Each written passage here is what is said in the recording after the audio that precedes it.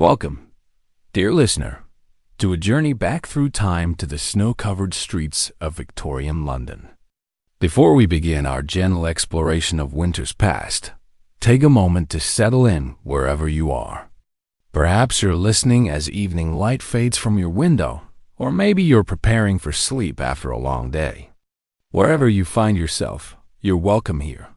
Let us drift back to the year 1862, to a London vastly different from the one you might know today. This is not the London of tourist postcards or cinema screens, but a city held fast in winter's unforgiving embrace. Picture yourself standing on a frost-covered cobblestone corner as pale January light fades from the pewter sky. All around you, the city's familiar edges blur and soften, wrapped in a dense, bone-chilling mist that seems to seep into every doorway, and alley gas lamps flicker weakly in the gathering gloom. Their feeble warmth no match for the penetrating cold that reaches through wool and flannel to touch the very soul.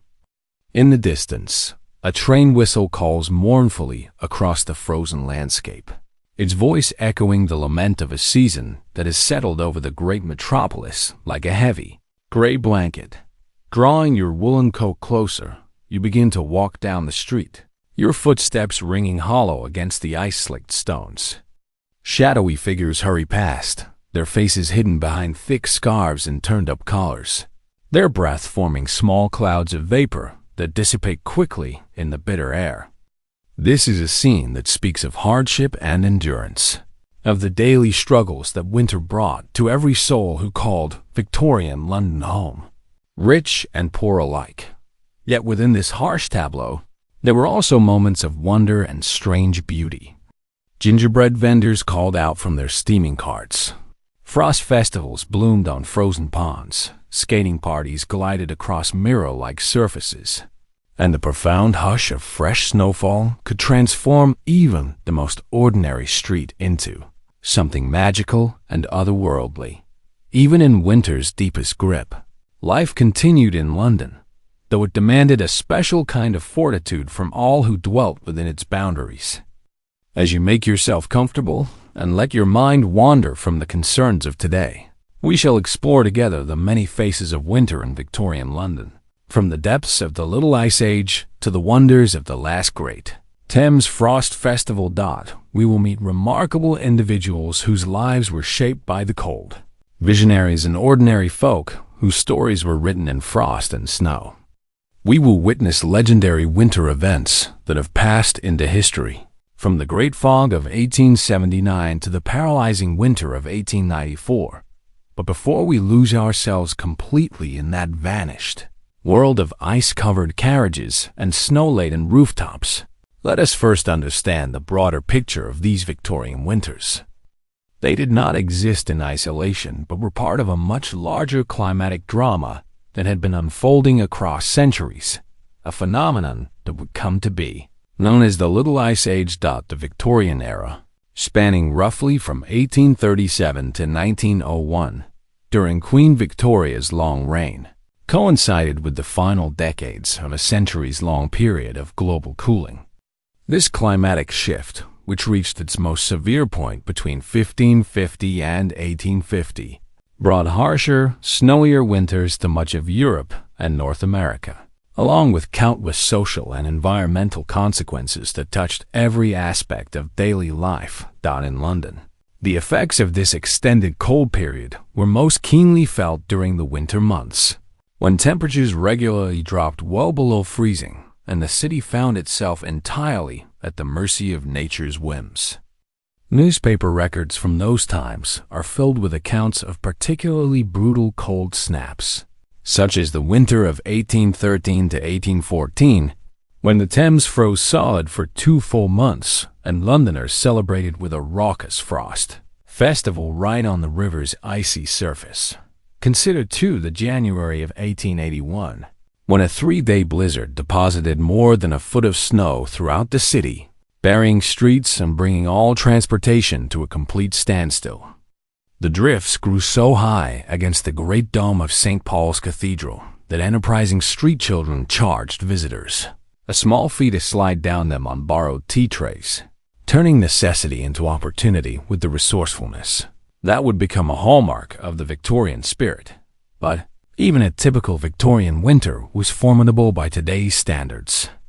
In an era before central heating systems and mechanical snow removal, even a moderate freeze could paralyze the entire city and cause immense suffering, particularly among London's most vulnerable residents.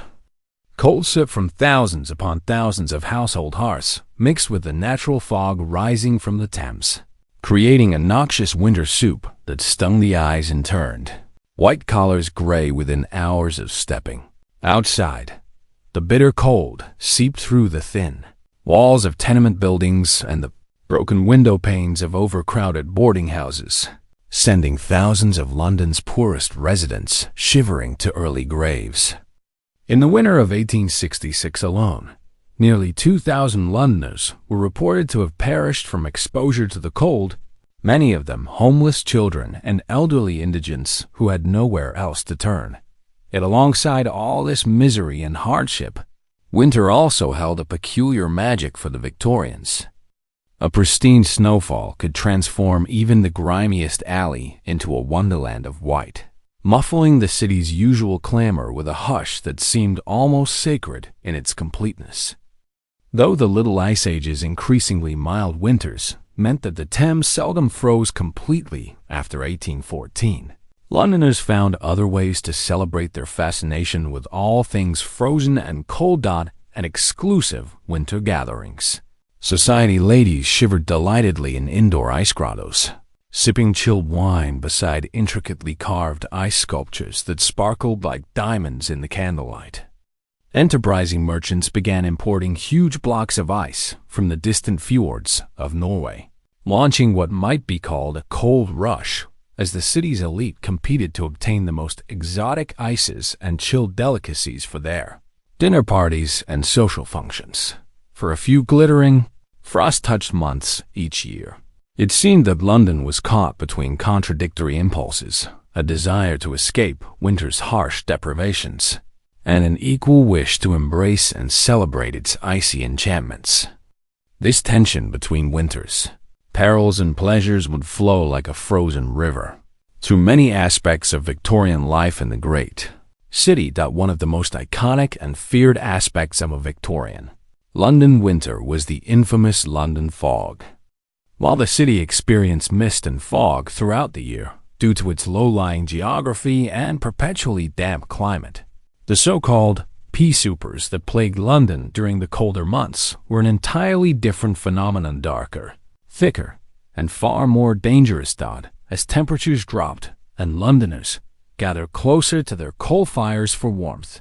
The smoke and soot pouring from hundreds of thousands of chimneys combined with the chilly river mist to create immense banks of smog that could envelop the entire city for days at a time. These were fogs so thick and poisonous that they rendered familiar streets as dark as midnight at noon, seeped through sealed window frames and under heavy doors, and left a greasy black residue on everything they touched.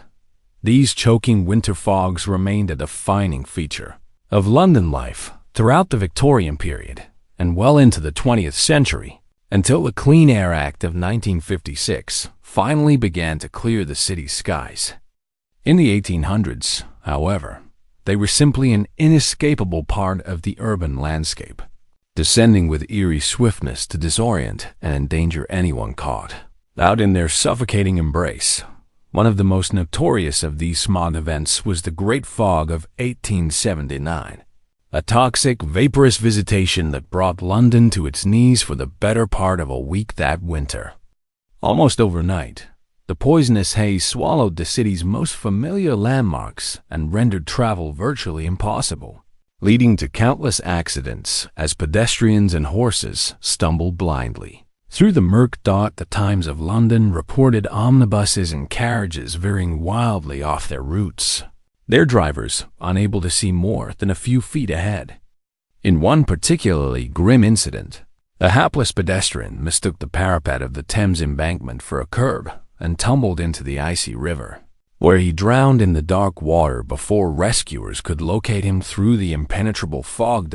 As the days dragged on, and the smog refused to lift.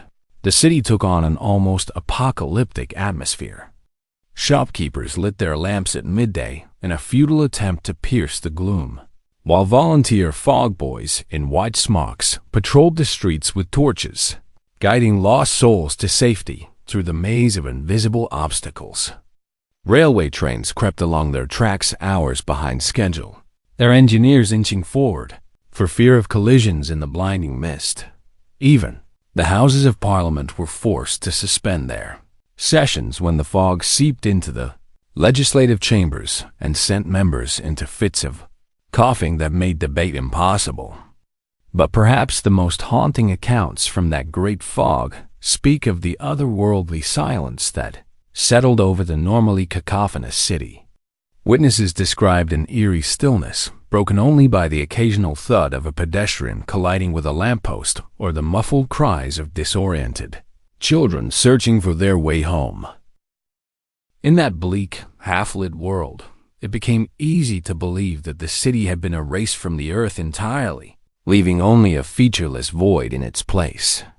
As one anonymous poet observed in the Illustrated London News, the London fog is indeed a strange thing, a smoky, yellow, moldering fiend. It chokes the horses of omnibuses and makes men play at being ghosts among the trees. Eventually, of course, the Great Fog of '79 did lift, as did the hundreds of other London particulars that shrouded the Victorian city each winter. But they left their spectral mark on the city's collective consciousness and literature. Even today, a proper pea souper remains one of the most enduring images of historical London, a ghostly presence seeping through countless novels, films, and stories of mysterious figures moving through the fog-bound streets. In a strange way, the London fog became a perverse source of pride for Victorians, a homegrown hazard that set their city apart as it rose to unprecedented heights of global power and influence. If Paris was celebrated as the city of light and Venice as the floating city, then London, for better or worse, was the city of fog, an imperial engine forever half concealed in its own hazy exhaust. But the pea soupers were not the only way that winter left its distinctive mark on Victorian London. The season also brought with it a beloved pastime that seems almost unthinkable to modern sensibilities: the holding of great festivals and commercial fairs right on the frozen surface of the River Thames itself, the so-called Thames Frost. Fairs were a tradition dating back to at least the 15th century, when Londoners first took advantage of the river's tendency to freeze solid during particularly harsh winters. During the Little Ice Age, when the Thames turned to ice more frequently and reliably, these frost fairs grew into grand citywide celebrations that could last for weeks on end, transforming the river into London's most unusual public space.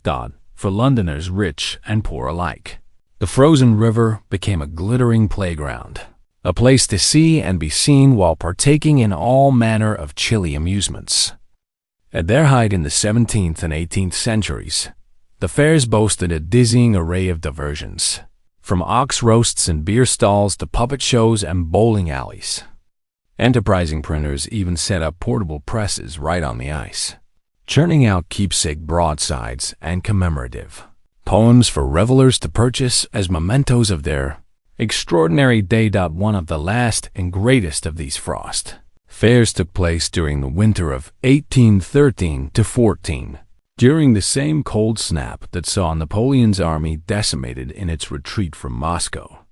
For 4 solid weeks, the Thames was transformed into a boisterous winter carnival, complete with a main thoroughfare dubbed the City Road that stretched all the way from London Bridge to Blackfriars Bridge. Among the many marvels on display at the 1814 fair was a performing elephant led across the river by its keeper, though historical records remain unclear about what became of the unfortunate pachyderm after the ice began to thaw.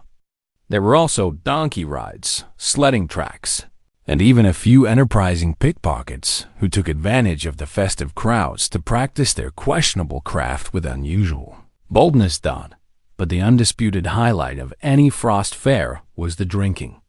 Dozens of temporary taverns and gin palaces sprang up on the ice, serving steaming grog and chilled spirits to legions of thirsty patrons who seemed determined to warm themselves from the inside out. It was said that you could become so thoroughly intoxicated at one of these frozen public houses that you might pass out on a bench and wake up days later, after the ice had melted, floating downstream on your makeshift bar stool. Sadly, the 1814 Thames Frost Fair would prove to be the river's final performance as a winter playground.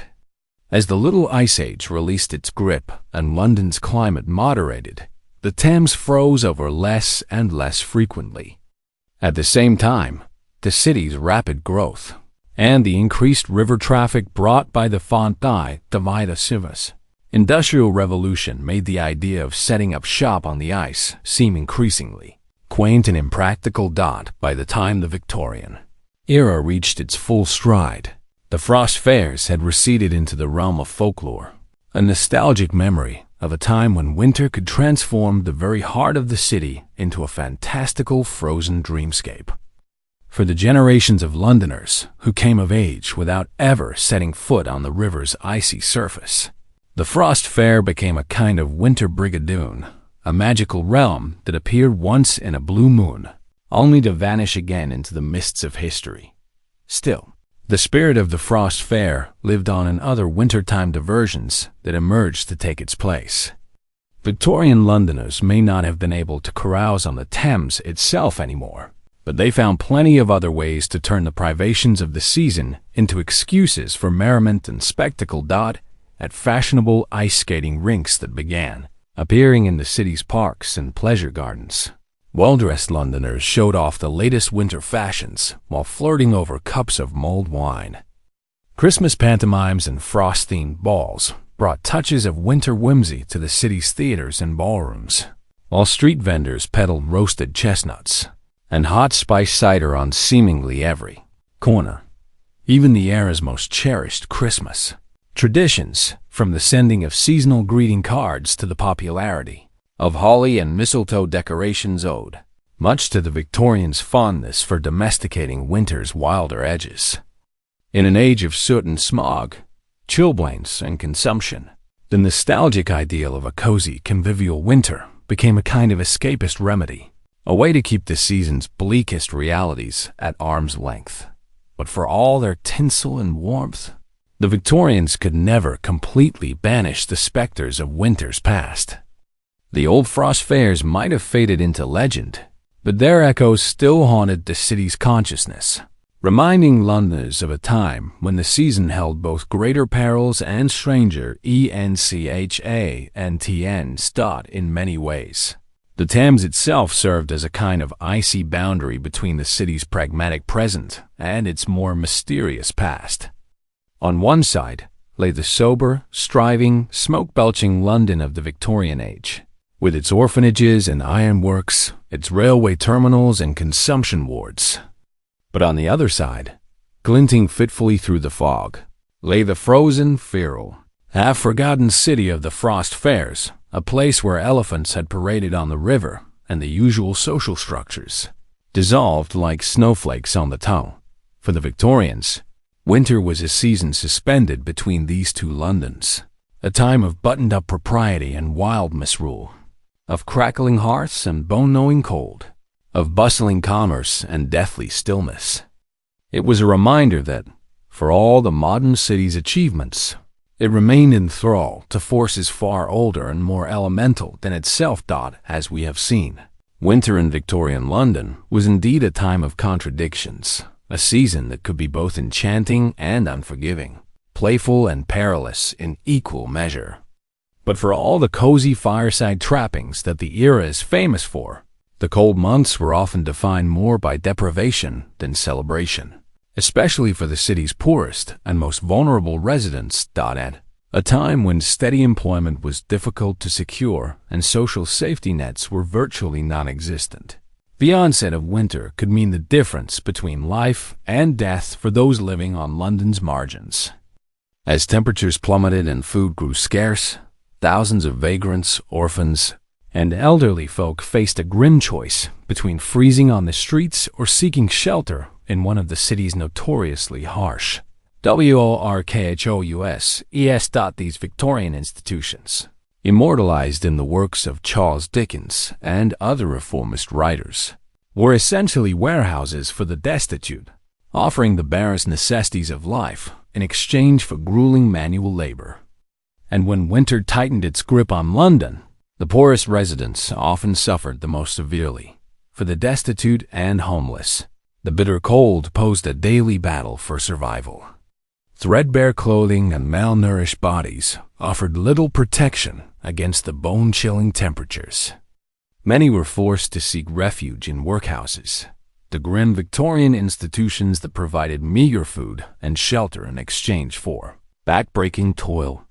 Consider the plight of London's mudlarks, the desperate children and adults who scavenged the muddy banks of the Thames at low tide, searching for bits of coal, rope, or anything else of value to sell.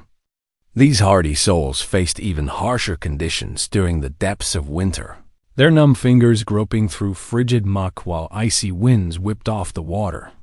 Frostbite, chilblains, and deadly exposure threatened with every expedition to the riverbank. Some enterprising mudlarks even strapped metal plates to their boots to venture farther out onto the frozen river in search of treasures lodged in the ice. It was dangerous work that required both courage and desperation in equal measure, as a single misstep could send the unlucky scavenger plunging through thin ice into the Thames' dark depths. But perhaps no one epitomized the plight of the Victorian poor during winter more than the match girls. These young women and girls, often barely in their teens, worked long hours in match factories, packaging and selling the newly invented friction matches that had become essential to Victorian life. The work was grim, poorly paid, and fraught with occupational hazards like the dreaded phossy jaw, a disfiguring and sometimes fatal condition, caused by prolonged exposure to white phosphorus. When the factories closed each evening, many match girls were forced to hawk their wares on the wintry streets, facing a second grueling shift in the freezing darkness. Clad in little more than rags and thin shawls, they shivered on icy street corners, imploring passers-by to purchase their small boxes of matches. Newspapers of the day told heartbreaking stories of match girls found frozen to death in doorways, their unsold wares scattered around them in the snow like fallen tears. A young woman we might call Margaret, barely 16 years old, was typical of these brave souls. Each morning before dawn, she would rise from the straw mattress she shared with two sisters in their family's single room and make her way to the match factory through streets slick with ice. Her hands, already scarred from countless small burns, would grow stiff and clumsy in the cold as she worked to fill the tiny boxes with their precious cargo. When evening came and the factory whistle sounded, Margaret would take her allotment of matches and venture out into the frozen night, calling out her wares in a voice that grew hoarser with each passing hour. On lucky nights, she might earn enough to buy a piece of bread and a cup of hot tea. On unlucky ones, she would return home empty-handed, her feet numb with cold and her spirit heavy with disappointment. For slightly better-off working-class Londoners, winter brought its own particular hardships. The cost of coal to heat homes soared during cold snaps, forcing many families to choose between warmth and other necessities like food or clothing. Some enterprising souls purchased coal dust and refuse from the dustman, a cheaper but dirtier fuel that added to the city's oppressive smog while providing only minimal heat. Pawn shops did a brisk trade during the winter months as desperate Londoners sold their possessions to buy coal and food. Wedding rings, family heirlooms, and cherished belongings all found their way to the 3 golden balls of the pawnbroker's shop, traded for a few shillings that might mean the difference between survival and disaster. But even in the bleakest of circumstances, glimmers of warmth and human solidarity could still be found. Charitable Victorians distributed hot meals, warm blankets, and coal tickets to the needy. Churches and public buildings opened their doors to provide temporary shelter during the coldest nights, while volunteer organizations worked tirelessly to alleviate the worst of winter's sufferings. In some working-class neighborhoods, a festive custom known as the Goose Club emerged as a way to ensure that even the poorest families could enjoy a proper Christmas dinner. These were informal savings schemes in which members contributed a few pennies each week to a communal fund. When Christmas arrived, the accumulated money was used to purchase a goose for each participating family, guaranteeing a hearty holiday meal even in the leanest of times. The Goose Clubs typically met in local public houses, which provided much-needed warmth and fellowship during the long winter months. On the appointed day when the geese were distributed, a merry procession of handcarts and baskets would ferry the prized birds back to members' homes for celebratory feasts that brought light and joy to the darkest citizen. A character we might call Thomas, a dock worker with calloused hands and a generous heart, was instrumental in organizing one such goose club in the East End. Despite earning only a few shillings a week loading and unloading ships along the Thames, Thomas convinced his neighbors to set aside their pennies each week, promising them that come Christmas, no child in their street would go without a proper dinner. For most of London's working poor, however, the winter months meant a constant struggle to keep hunger and cold at bay. Many turned to the grim refuge of the workhouse's municipal shelters that formed the backbone of the Victorian poor relief system. Though they provided a roof overhead, the workhouses were barely a step above the streets in terms of comfort and human dignity. The dormitories were typically unheated, with thin blankets and straw-filled sacks serving as bedding. Meager portions of gruel and bread did little to fuel inmates through the long hours of manual labor required of all residents.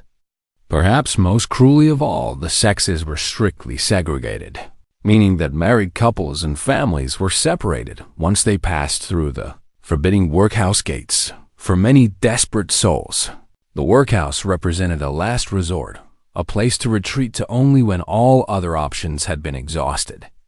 Yet even in these grim surroundings, small comforts could occasionally be found. A hot cup of tea ladled out each morning, a rare bit of meat in the evening stew, or a shared blanket huddled around with a fellow inmate during the coldest nights. And for a fortunate few, the warmth of human connection could bloom even amidst the cold stone walls.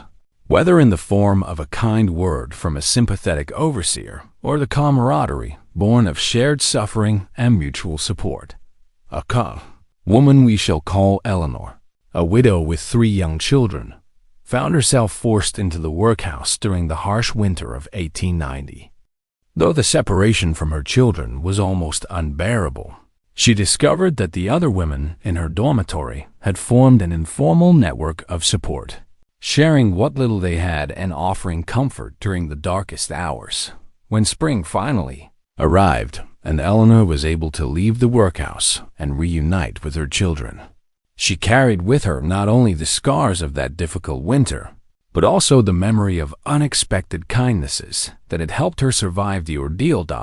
As the winter months wore on and the workhouses filled to overflowing, many thoughtful Londoners began to question the harsh realities of Victorian poverty and social indifference.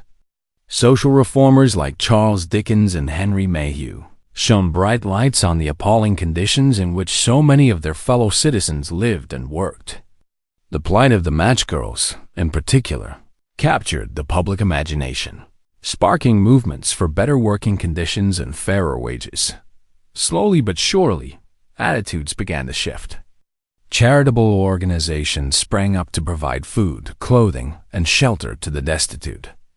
New laws were enacted to regulate working hours and conditions in factories and workhouses. A growing middle class began to view the alleviation of poverty as a moral imperative rather than merely a matter of public order and social control. But meaningful change was slow in coming, and for many Victorians, the icy grip of winter poverty remained a brutal, inescapable reality. Year after year, the cold descended on the city like a shroud, bringing with it a host of miseries for London's most vulnerable residents. Yet even in the darkest of times, the spark of human resilience continued to burn, fueled by small acts of kindness and solidarity amidst the frozen streets. As winter gradually loosened its hold, and the first tentative signs of spring began to appear, Londoners looked toward the future with a complex mixture of relief and trepidation. For the poor, the arrival of warmer weather meant a welcome respite from the daily battle against cold and deprivation. But it also brought new challenges as seasonal employment dried up, food prices rose, and the ever-present threat of disease loomed larger in the warming air. Yet for a brief, shining moment, as the last of the snow melted away and the first green shoots appeared in the city's parks and squares, London seemed to breathe a collective sigh of relief.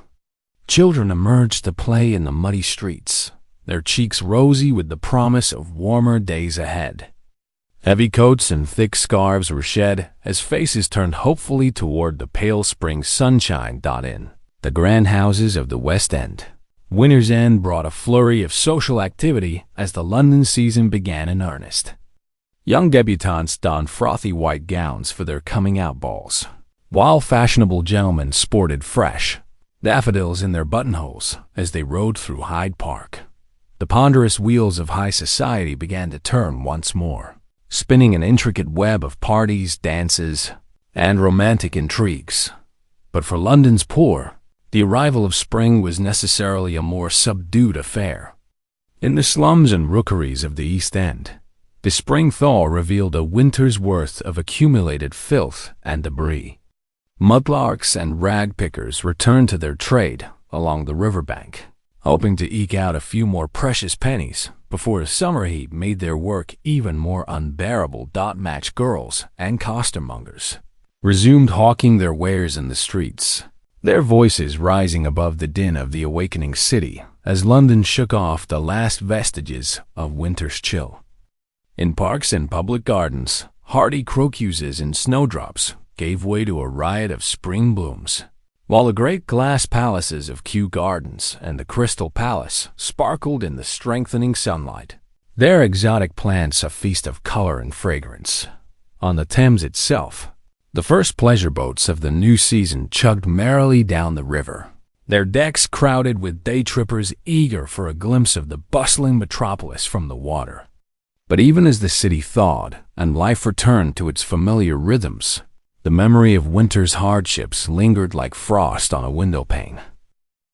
For London's poor, the icy months had been a time of genuine suffering and deprivation, a stark reminder of the vast inequalities that divided the great city into two distinct worlds. And for the wealthy and comfortable, the sight of shivering match girls and huddled beggars had been a troubling specter, a ghostly reminder of the human cost of their privileged existence. As the last of the snow melted away and the river mists dispersed in the warming air, Londoners looked toward the future with a mixture of hope and uncertainty. The great social and economic forces that had shaped the Victorian era were still grinding away beneath the surface of the city, like the gears of some vast invisible machine. But as the 19th century drew toward its close, there was a growing sense that change was in the air, that the old ways of doing things were giving way to something new and as yet uncharted. For now, though, the familiar rhythms of life resumed their eternal patterns.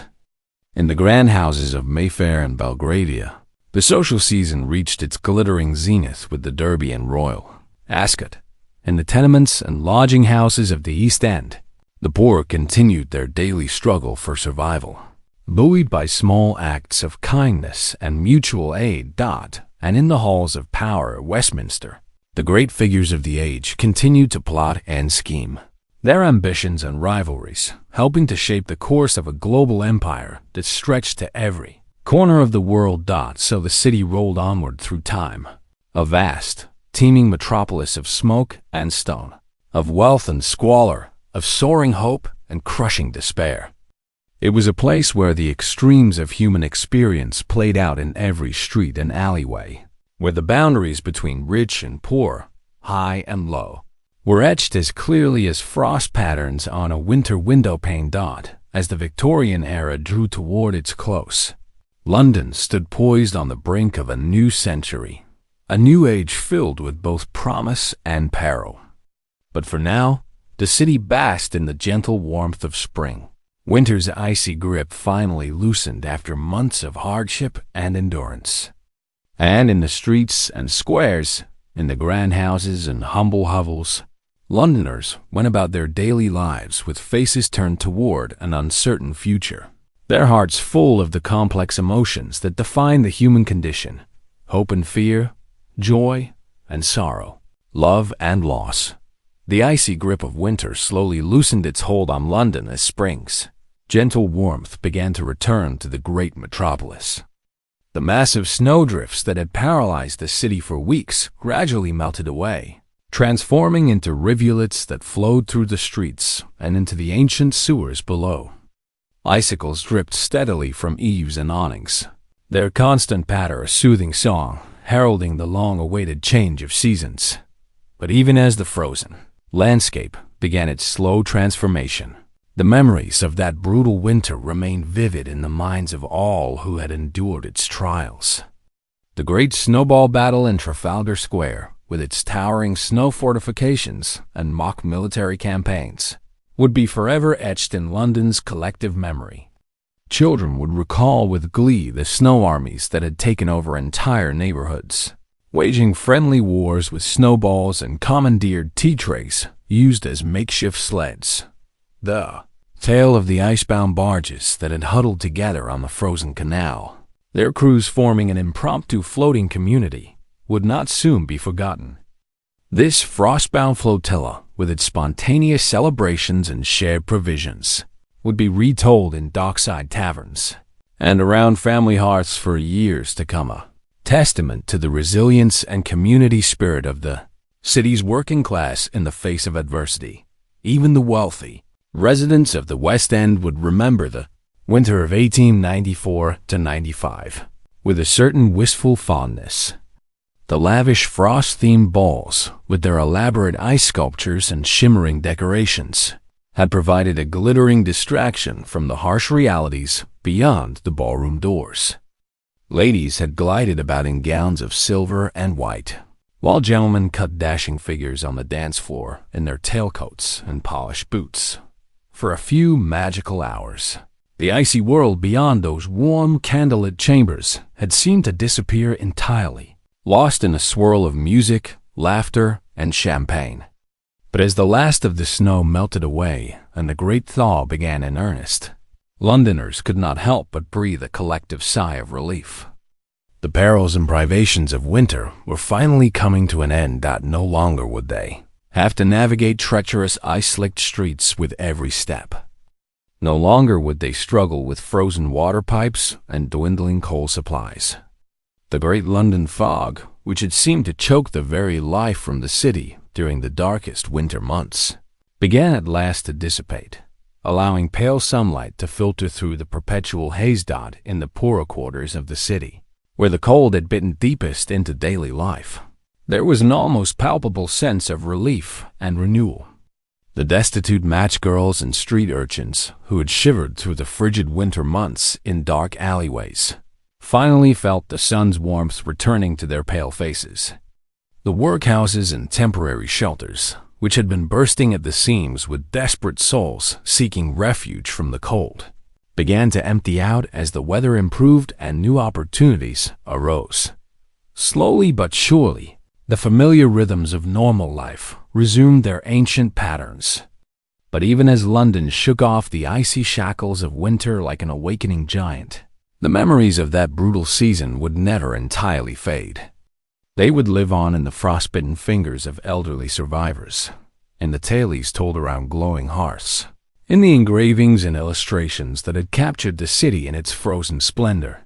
The winter of 1894–95 would pass into legend and folklore, becoming a testament to the endurance and fortitude of the Victorian spirit in the face of nature's most formidable challenges. And so, as the seasons turned and the years passed, the memory of that brutal winter would fade gradually into the golden haze of history, becoming a distant echo of a time when the city had been held in the icy grip of nature's most relentless force. But for those who had lived through it, who had endured the freezing nights and howling blizzards, the winter of 1894 to 95 would always remain a part of their very being, a badge of honor, a testament to their own strength and resilience in the face of seemingly insurmountable adversity. As we look back on that long-ago season from the warmth and comfort of our modern world, it becomes difficult not to feel a profound sense of awe and admiration for the men and women who came before us. They were a hardy breed, those Victorian Londoners, possessed of a grit and determination that seems almost superhuman by today's more comfortable standards. They endured hardships that would challenge even the strongest among us, and they did so with a stoicism and grace that belied the brutal realities of their daily existence.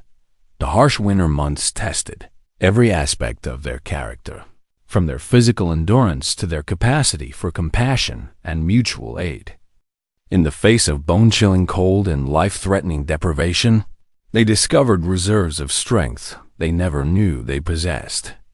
They learned to find warmth, not just in coal fires and woolen blankets, but in the simple acts of human kindness that could make the difference between despair and hope.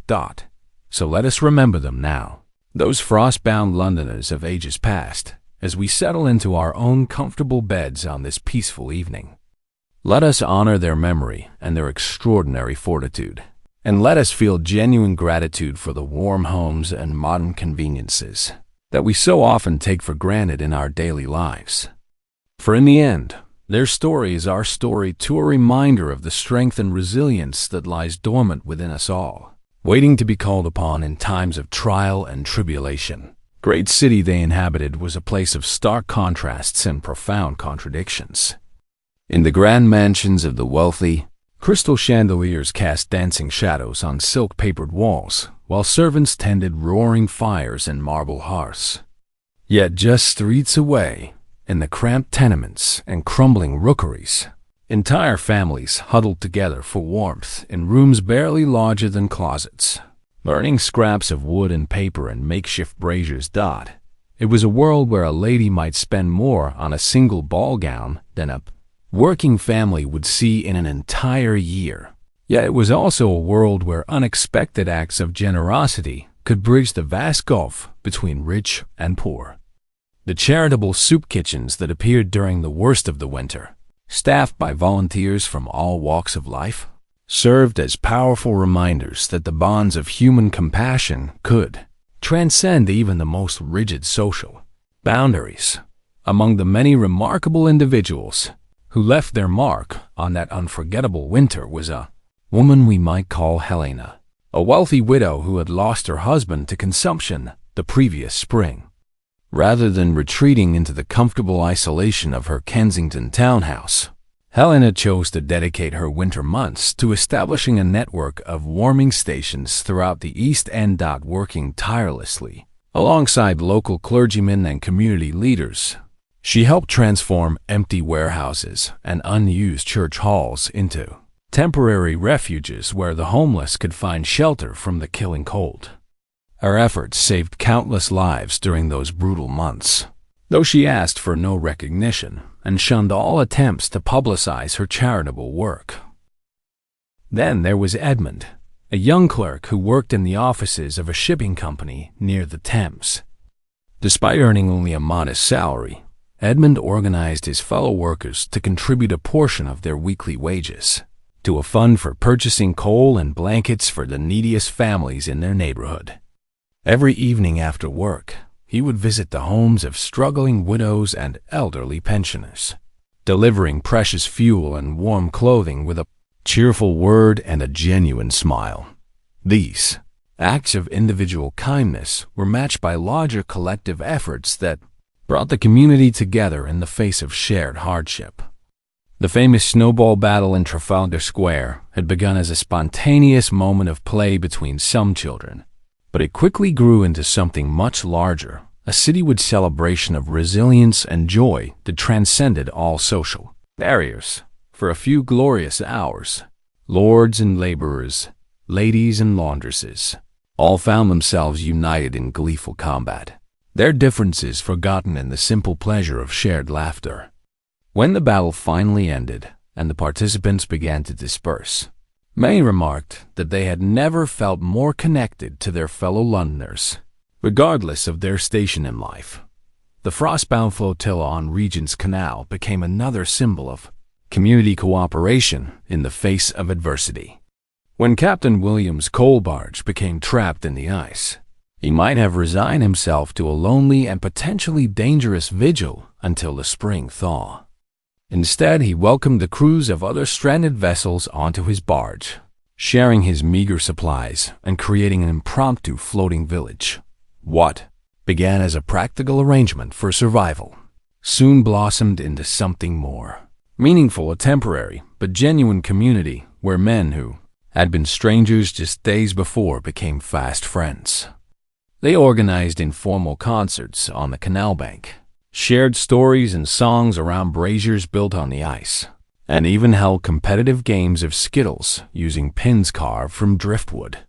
When the thaw finally came and the barges were freed to continue their journeys, there were tears in many eyes as these accidental neighbors prepared to part ways. Promises were made to meet again, and indeed, several of these friendships endured long after that memorable winter had passed into memory. The wealthy districts were not immune to winter's democratizing effects. At Carlton House, the elegant residence of the Duke of Wellington's nephew, a magnificent frost ball was held in February of 1895. The ballroom had been transformed into a glittering ice palace, complete with frozen fountains and elaborate sculptures carved from blocks of imported Norwegian ice. But the evening's most memorable moment came when the host, moved by reports of suffering in the poorer districts, announced that all proceeds from the evening would be donated to the city's emergency winter relief fund.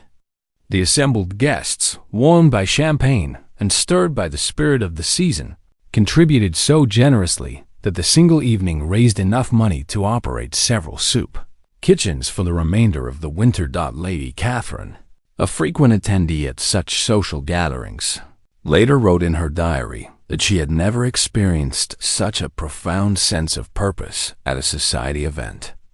The knowledge that their elegant festivities were directly helping to save lives gave the evening a meaning that went far beyond mere entertainment. As the winter slowly waned and spring began to assert itself across London, the city emerged from its frozen cocoon like a butterfly testing new wings. The ice that had locked the Thames in its crystalline embrace began to crack and shift, creating a symphony of groans and whispers that echoed from bank to bank. Slowly, tentatively, the first barges of the season began to venture forth, their crews eager to resume the commerce that was the lifeblood of the great port. In Hyde Park, the first brave crocuses pushed their purple heads through the softening soil, while the bare branches of ancient oak trees began to show the faintest hint of green. Children who had been confined indoors for months finally emerged to play in the pale sunshine, their laughter ringing out across the awakening landscape like church bells on Easter morning. The match girls, who had endured so much hardship during the frozen months, found their spirits lifting with the lengthening days. Margaret, whom we met earlier struggling through the darkest days of winter, discovered that her perseverance had not gone unnoticed. A group of reform-minded ladies, led by a determined social activist named Sarah, had been quietly documenting the conditions faced by London's working women. Their efforts would eventually contribute to landmark legislation improving factory conditions and workers' rights. For Margaret and thousands of others like her, the spring of 1895 would mark the beginning of a slow but steady improvement in their circumstances, a testament to the power of compassion and collective action to create lasting change. The mudlarks who had scraped and scavenged along the Thames throughout the bitter winter months found new opportunities as river traffic resumed and construction projects that had been suspended by the cold weather started up again. Young Timothy, a boy of perhaps 12, who had supported his invalid mother through the winter by selling bits of coal and metal salvaged from the riverbank, was hired as an apprentice by a kindly boat builder who had observed his industry and determination. It was a small change in one young life, but it represented something much larger, the possibility of hope and advancement even for those born into the humblest circumstances. The brutal winter had tested London's character as surely as fire tests metal, and the city had emerged stronger and more united than before. The workhouses, which had been filled to overflowing during the worst of the cold, began to empty as opportunities for seasonal employment returned. The gardens and parks needed tending after months of neglect. Construction projects resumed, and the docks required extra hands to manage the backlog of goods that had accumulated during the frozen months. Thomas, the dock worker who had organized the Goose Club in his neighborhood, found himself promoted to a supervisory position partly due to his demonstrated leadership abilities and partly because his employer had been impressed by the way he had looked after his neighbors during the crisis. The small act of organizing a Christmas dinner for poor families had revealed qualities that would serve him well in his new role. As spring advanced into early summer, the memories of that harsh winter began to take on a different character. The suffering and deprivation were not forgotten, but they were gradually overshadowed by recollections of courage, kindness, and community solidarity. Stories that had begun as tales of hardship evolved into legends of human resilience and mutual aid. The Great Snowball Battle in Trafalgar Square became the subject of commemorative prints and ballads. Street performers sang songs about the frostbound flotilla, and children played games inspired by the ice sculptures and frozen fountains that had briefly transformed their familiar city into a magical winter wonderland. Eleanor, the widowed mother who had endured separation from her children in the workhouse, found that her experience had given her a calling. She began working with other women who had faced similar trials, helping to establish support networks for families in crisis. The connection she had made during those dark months in the workhouse became the foundation for lasting friendships and collaborative efforts to improve conditions for London's most vulnerable residents. Years later, when historians and journalists attempted to document the winter of 1894 to 95, they found that it had become something more than a simple weather event. It had evolved into a defining moment in the city's collective consciousness, a time when Londoners had discovered the depths of their own resilience and the strength that could be found in unity. The frost fairs of centuries past had been celebrations of temporary abundance opportunities to make merry while the Thames happened to be frozen. But this winter had been different. It had been a test of character that had revealed the true heart of the city and its people. The bonds forged during those frozen months would endure long after the last icicle had melted, creating networks of mutual support and shared purpose that would shape London's future. Great metropolis had faced winter's worst assault and had not merely survived, but had emerged with a deeper understanding of itself and its possibilities.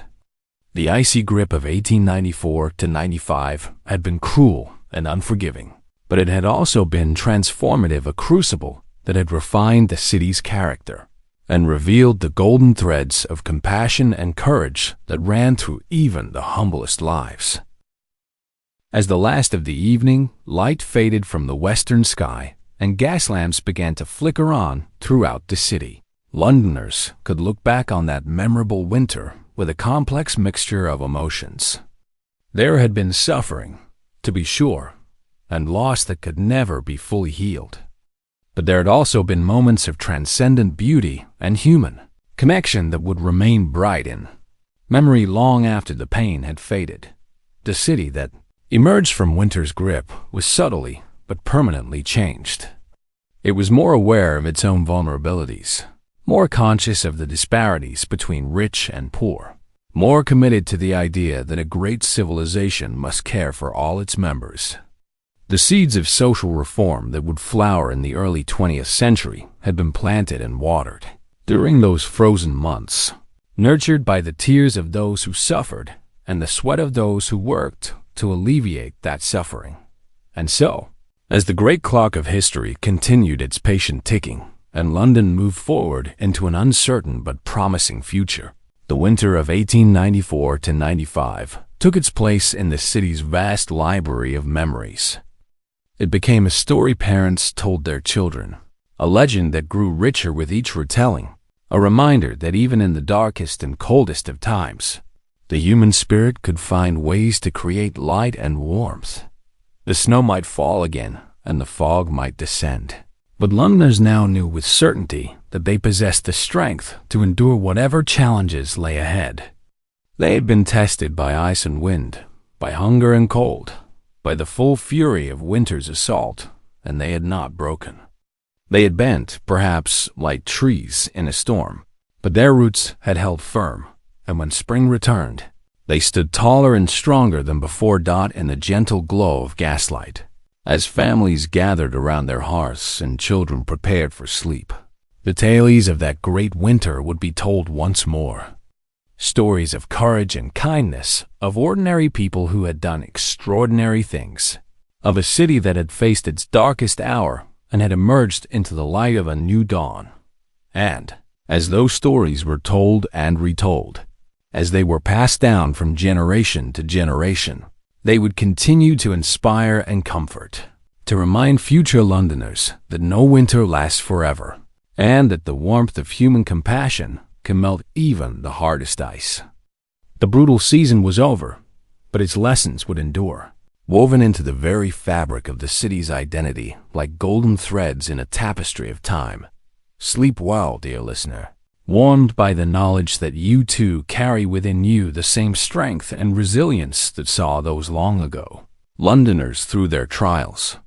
May your rest be peaceful and your dreams be filled with the gentle promise of spring's return. For in the end, we are all winter's children, tempered by adversity and strengthened by the bonds we forge with one another in times of need. The great city sleeps now, as it has for centuries, its streets gradually emptying as its citizens seek the comfort of their beds. But somewhere in the darkness, the spirit of those who came before continues to watch over London, ensuring that their legacy of courage and compassion will never be forgotten. Good night, and may the warmth of their memory comfort you until the morning comes again. The first green shoots of spring pushed their way through the softening earth. London has emerged into the pale sunshine with a poet's newfound appreciation for the eternal cycle of the seasons.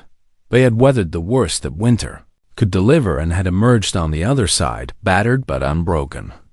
The great metropolis had proven itself once again to be a city that could endure any hardship, any trial, and still come up smiling in the end. As the last of the ice melted away, and the Thames once again flowed freely beneath its ancient bridges, the people of London looked toward the future with renewed hope and determination. Spring had arrived at last, bringing with it the eternal promise of brighter days ahead. The brutal winter of 1894 to 95 would forever remain a part of the city's rich historical tapestry, but it was a story of resilience and fortitude, of the indomitable spirit that had made London the greatest city in the world. And so, as